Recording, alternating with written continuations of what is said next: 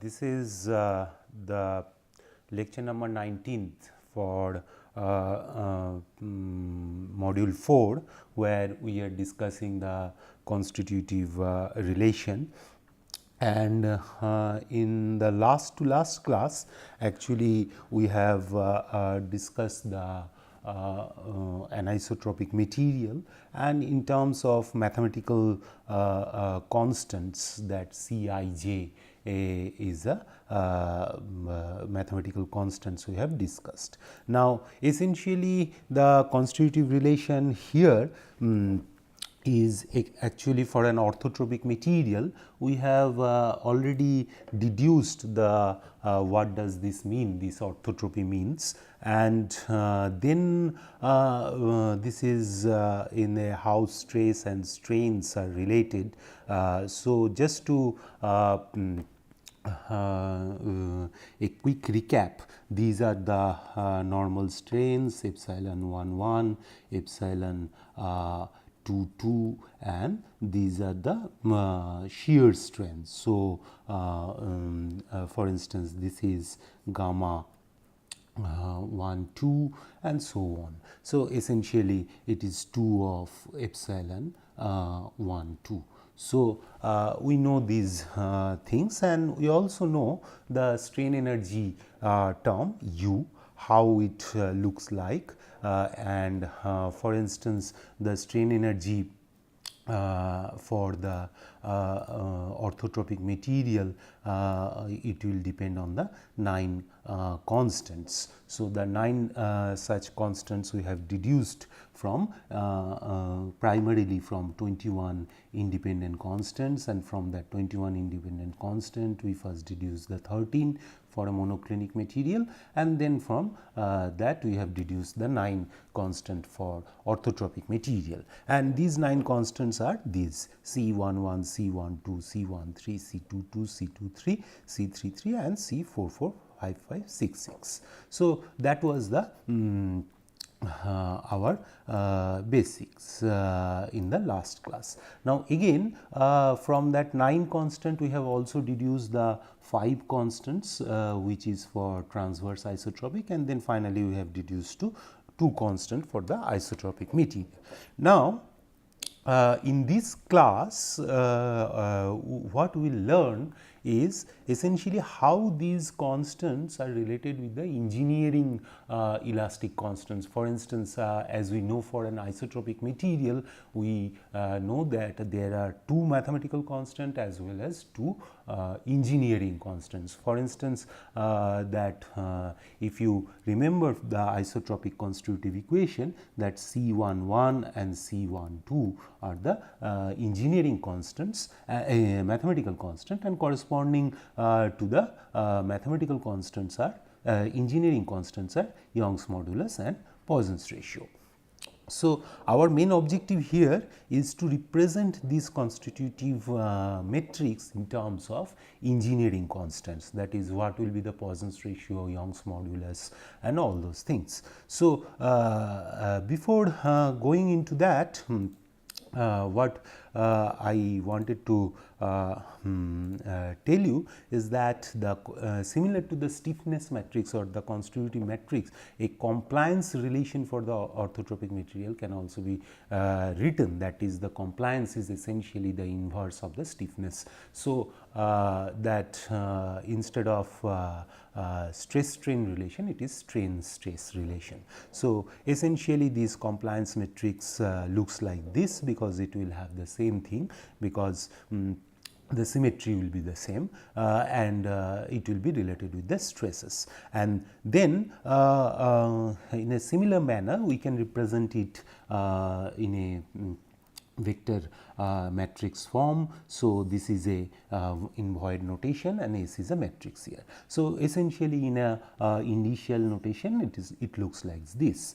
Now, from our understanding that S has to be C inverse. Now, in a tensorial notation, though it is not required for this class, this is the tensorial notation similar to the stiffness relation, and in a initial notation it looks like this. So, here S is a matrix, but here it is actually S is a tensor. So, it is a essentially compliance matrix is a fourth order tensor. So, this has to be remembered, like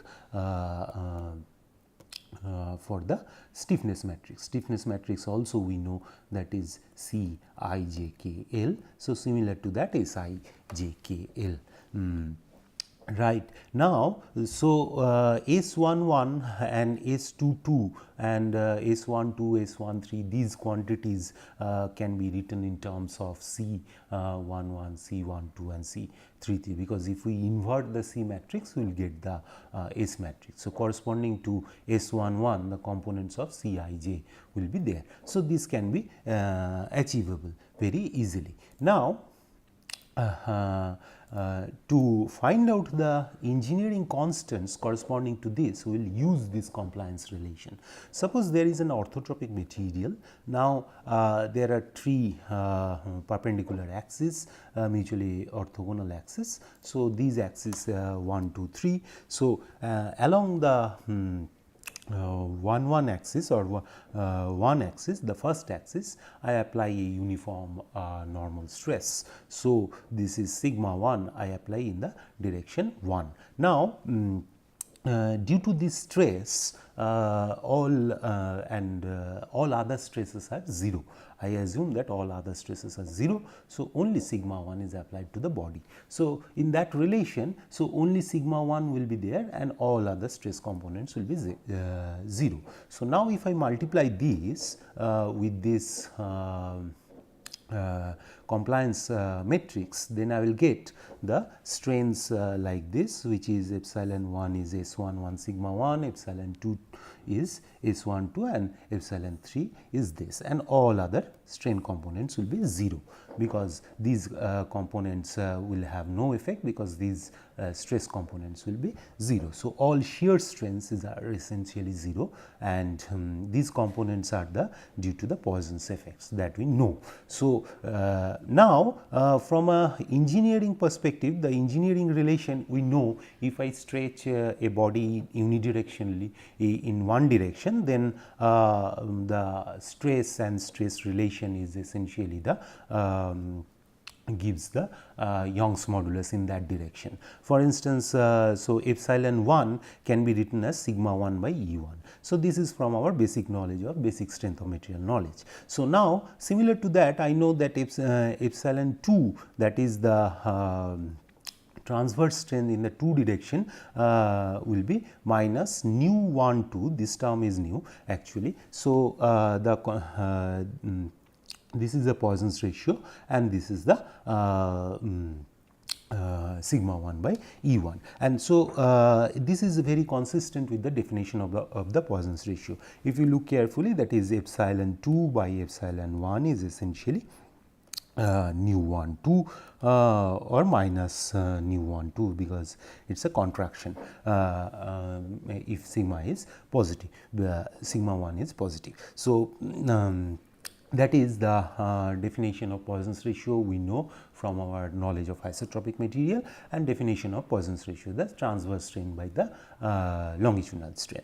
Now, here what I have done is essentially we have put 1 2, right, the indices 1 2. So, 1 represents the stress direction and 2 represent the strain direction. So, this 1 is represented is this stress direction. So, that means the effect of first direction stress and the effect of second direction strain. So, the ratio between these two strains are defined as the Poisson's ratio. So, similar to this, there will be a contraction in the third direction. So, there will be a transverse strain in the third direction, which I represent nu 1 3. So, again this 1 indices represents the direction of the stress and 3 represents the direction of the strain. So, again E3 by E1, epsilon 3 by epsilon 1 is essentially nu 1 3.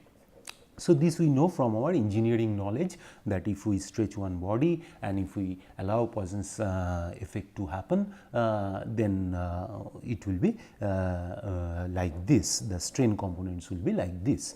Now, all other strains, that is shear strains, will be 0. So, now if we compare these two relation, we can easily say that S11 is essentially 1 by E1. So, this actually gives me the relation of S11 with the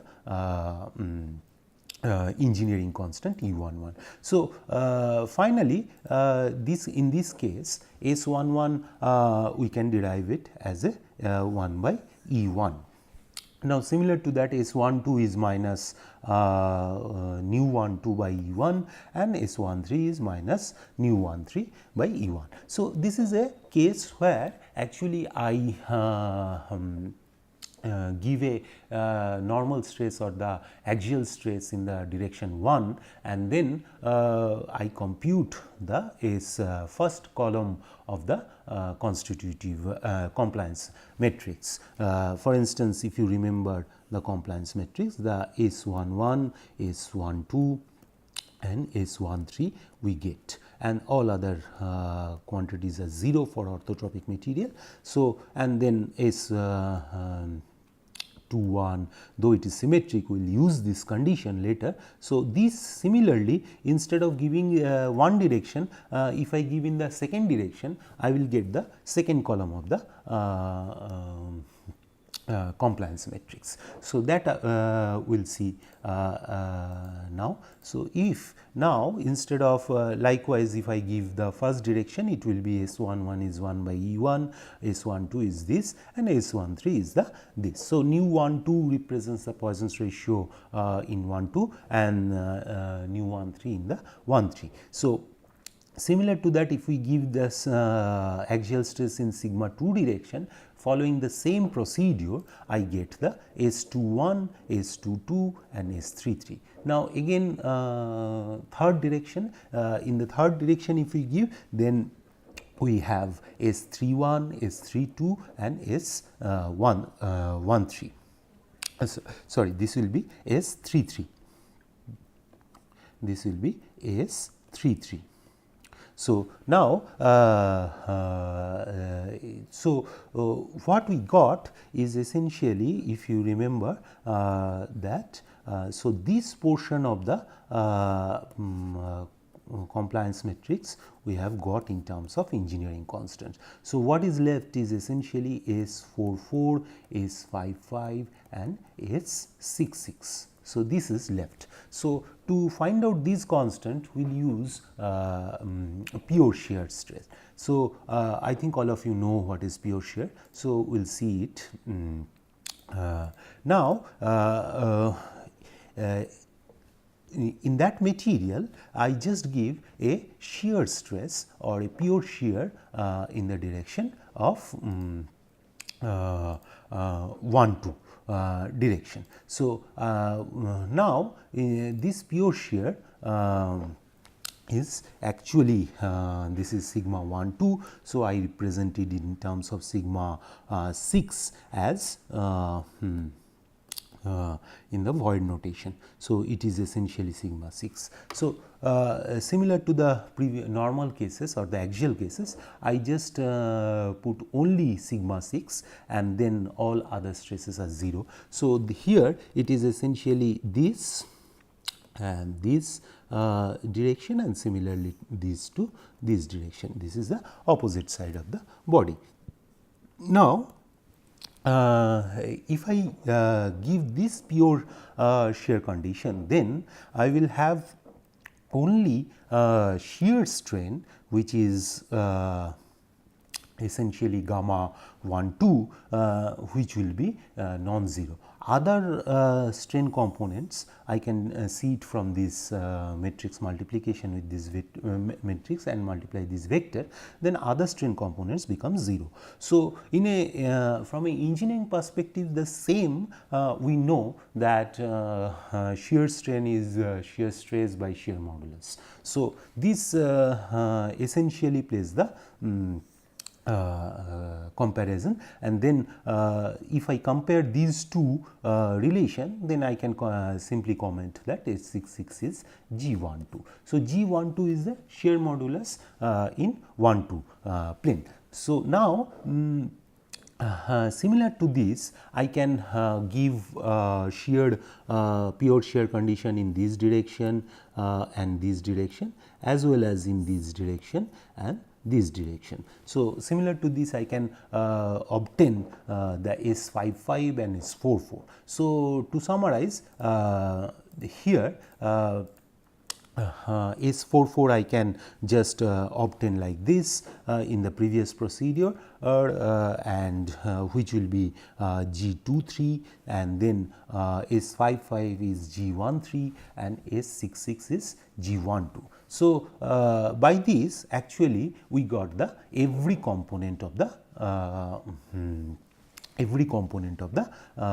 matrix. So, every component of the compliance matrix. Now, if I put it, if I just use this engineering constant to represent the compliance matrix. So, this is the my strain vector and this is the stress vector. So, this is my compliance matrix. Now, if you look carefully that we know that orthotropic material is having 9 independent constants. So, engineering constant will also be 9. So, now if you see the all red quantities are independent, I have written only one times here. So, if you look carefully 1, 2, 3, 4, 5, 6, 7, 8, 9, 10, 11, 12. So, there are 12 components here. So, which cannot happen because orthotropic material we have seen there are only 9 independent components. So, now if we use this condition that the compliance matrix is a symmetric matrix, so now these two quantities will be equal. So, for instance, nu 21 by E2 has to be nu 12 by E1. So, if you flip the side, so nu 12 by nu 21 is essentially E1 by E2. So, in general I can do it for this one, this and this case also, because this will be same, and this case and this case also. So, this will actually reduce 3 more component of this matrix, 3 more. So, finally, it will be 9 independent components. So, in general, nu ij by nu ji equals to ei by ej. So, this can also be proved from the Bette's reciprocal theorem. So, so this is reciprocal relation also. So, for here ij is 1, 2 and 3. So, finally, it is what we have seen is essentially there are 3 Young's modulus E1, E2 and E3. And there were 6 Poisson's ratios, which was nu 12, nu 12, nu 21, nu 13, nu 31 and nu 23 and nu 32. So, among these with this reciprocal relation we can say that these quantities are only independent. These quantities are only independent, or these quantities are only independent, whatever it is, and so finally there are 3 independent here, 3 independent here, and then there are another 3 independent is coming from the shear modulus G12, G23 and G13. So, there are 3 here. So, finally, this reduces the engineering constants of orthotropic material from 12 to 9. So, these are my engineering constants. So, what it means essentially is that there are 3 mutually perpendicular directions. So, along each direction there are Young's modulus, which is E1, E2, E3, and similarly for there are 3 planes nu 1, 2, 1, 3 and 2, 3. So, there are Poisson's ratios according to that planes, and there are shear modulus in that plane. So, in case of isotropic material, what we have seen that Young's modulus and Poisson's ratios are only independent components. So, shear modulus can be represented in terms of E and nu. So, we will see that here. Now, if we look carefully, so once we get the compliance relation, and if we write the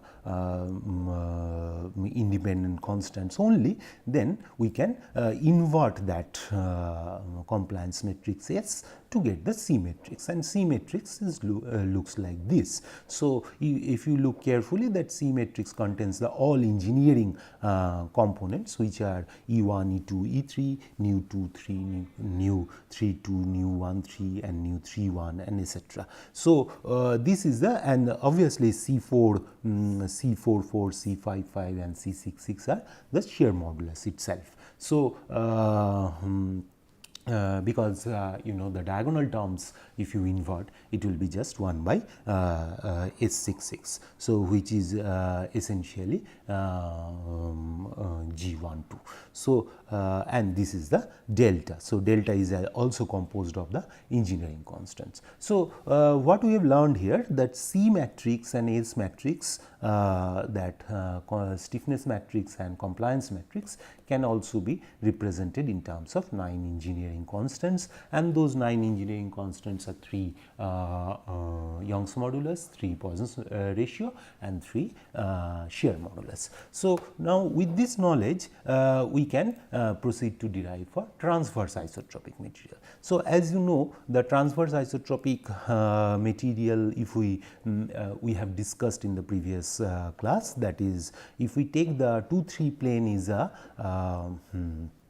plane of isotropy. So, then probably you remember that if we rotate 2-3 plane about axis x1, so we get the transverse isotropic constitutive relation, and those transverse constitutive relation will have, transverse isotropic constitutive relation will have 5 independent components. So, from there 9 to we have reduced it to 5.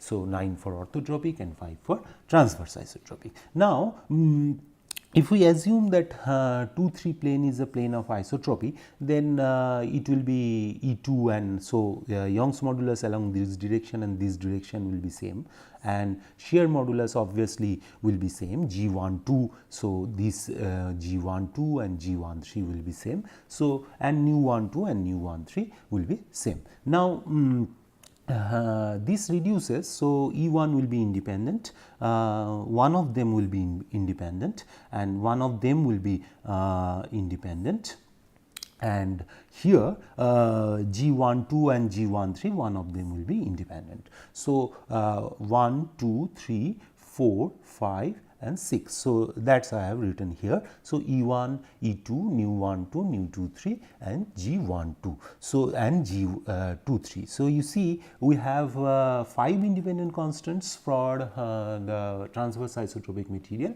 but with this reasoning we get the 6 independent constant, but this G23 is not actually independent, because this is a plane of isotropy. So, this plane 2, 3 is isotropic plane. So, now as we know the isotropic plane, in this isotropic plane I have 2 independent constant only. So, if I know the Poisson's ratio in this plane, Young's modulus in this plane, which is say E2 or E3, and then in this Poisson's ratio is G23, nu 23, if I know this, then I can actually find out G23, which is not then independent. So, which is this, actually G23 is E2 by 2 into 1 plus nu 23. So, essentially G23 is not an independent constant. So, this reduces finally, and it is consistent with our previous knowledge, that is the transverse isotropic material is having only 5 independent constants, which are 2 in the plane of isotropy. It is 2 constants. So, in the plane of isotropy, in the 2 constants, because isotropic material we know already from our knowledge, there are 2 independent constants, E and nu, and then along this axis there are along the transverse axis or the normal to that axis, normal to that plane, that is x1 axis, there are three constants. So, one Young's modulus and Poisson's ratio and the shear modulus, which is E1, E2 and nu1 2, nu2 3 and G1 2. So, this actually very consistent with our previous knowledge of isotropic transverse isotropic constitutive relation of the transverse isotropic material. So, now you see there in both the cases the relation between engineering constant and the mathematical constant by which I mean that Cij or Sij, those both the cases the number of independent constant does not change, even though the form or the how it relates the form is different, but the number of independent constant in all cases, in case of isotropic material or in case of a orthotropic material, is same. So, with this knowledge we can also deduce the isotropic material. For instance, in the so finally the engineering constant for transverse isotropic material is E1, E2, nu1 2, nu2 3 and G1 2, and then assuming all planes are plane of isotropy. So, then E1, E2 will be let us assume E, and nu1 2 and nu2 3 is nu, which is Poisson's ratio, and then again we know that G1 2 can be related with E and nu. So, finally, the independent engineering constants for isotropic material is E and nu. So, this actually completes the relation between the mathematical constants or the Cij or Sij with the E and nu. So, to summarize, for an orthotropic material what we have is essentially the 3 Young's modulus, 3 Poisson's ratio and 3 shear modulus. For the isotropic material we will have for transverse isotropic material we have 2 Young's modulus, 2 Poisson's ratio and 1 shear modulus. Similarly, for isotropic material there are 1 Young's modulus and 1 Poisson's ratio. There is no independent shear modulus, because shear modulus can be related with the E and nu. So, this is for a orthotropic material. Now, the question is in case of a general anisotropy, what is the case? So, if you remember, for in case of a general anisotropic material. So, the general anisotropic material in the constitutive matrix, if you remember, for a general anisotropic material, which is after the introduction of major and minor symmetry. So, C11, C12 and C13, C22, C23, C23, C33, C14, C15, C16 and C24, C25, C26 and then C34, C35, 36 and then C44, C45, C46, C55, 55, C56, C66. So, for a general anisotropic material. So, now if you remember in the class that previous class we have said that these are the normal stress components. So, these components are the normal stress component, and these components are responsible for the Poisson's ratio, and these are the coupling coefficients. These are the coupling coefficients, which are actually the coupling between normal stress and shear stress. So, now and these are the shear pure shear components or the shear components, and these are the components between in between shear strains there are coupling, and this is known as Chenstow effect. So these are the Poisson's effect, these are the Chenstow effect, these are the coupling coefficient which is connected with the shear strain and the normal strain, and these are the pure normal strain, and these are the shear stress or shear strain here. So shear strain coefficient. Now corresponding to this coupling coefficient, there are coupling coefficients for the engineering constant, and similar to this Chenstow coefficient, there are engineering constants corresponding to that. So now if you look for an anisotropic material, so there will be similar to that orthotropic material. If you start from an orthotropic material, there will be say there are 3 Young's modulus, there will be 3 Poisson's ratio, there will be 3 shear modulus, and so there will be 18 such coefficients. These coupling coefficient, there will be 18 such coefficient, out of which we can again prove that by the symmetry of this we can have 9 engineering constants, and then from here actually there are 3 engineering constants. So, so finally, if you sum up, this is 21 independent engineering constants, which is consistent with the our mathematical constant for general anisotropic body. In this way, you can also derive for the monoclinic material. Now, now if we